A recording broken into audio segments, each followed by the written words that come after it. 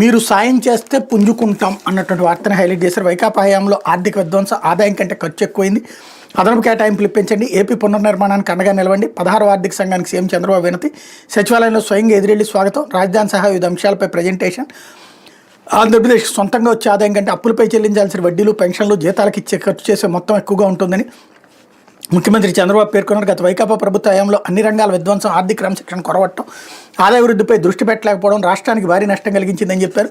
మేము నిలబడేందుకు ముందడుగు వేసేందుకు ఈరోజు మీరు సాయం చేయండి, రేపటికి పుంజుకుంటాం, మాకున్న బలంతో అనూహ్య విజయాలు సాధిస్తాం, వికసిత భారత్ లక్ష్య సాధనలో మా వంతు పాత్ర పోషిస్తాం, దేశ నిర్మాణంలో ముఖ్య రాష్ట్రంగా నిలుస్తామని విశ్వాసం వెలువచ్చారన్నటువంటి వార్తని హైలైట్ చేశారు. ఇదివరకు ఇది కేంద్రం మీదకు తోసేసేవాళ్ళు, 19 ముందు కేంద్రం డబ్బులు ఇవ్వకపోతే ఎట్లాగా అన్నటువంటిది ఇప్పుడు వచ్చేటప్పటికి ఈ రూట్లోకి మారింది.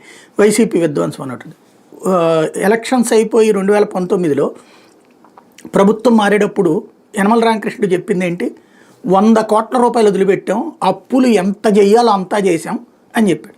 ఇంకోటి, ఇప్పుడు వడ్డీలు కడుతున్నటువంటిది జగన్ హయాంలోదైతే మరి జగన్ కట్టిన వడ్డీలు చంద్రబాబు హయాంలోది అవుతుందిగా, అయ్యే కంటిన్యూ అవుతుంటాయి కదా, ఎవరు అప్పు తీసుకున్నా వడ్డీలు తర్వాత వచ్చే ప్రభుత్వాలు కడతానే ఉంటాయి కదా. కాకపోతే ఒక నేరేటివ్ థింకింగ్ అంటారు, అంటే మనం ఎలా ఆలోచించాలి, ప్రతి చోట ఇదే పదం వాడుతూనే ఉండాలి, ఒక అబద్ధాన్ని పదే పదే చెప్తే అది నిజమని నమ్ముతారు అన్నటువంటిది. అదేదో పంతులు గారును మేక కుక్క కథ ఉంది కదా, అట్లాంటిదే ఇక్కడ నడిచేటటువంటి. లేకపోతే కోర్టులు వక్ఫుగా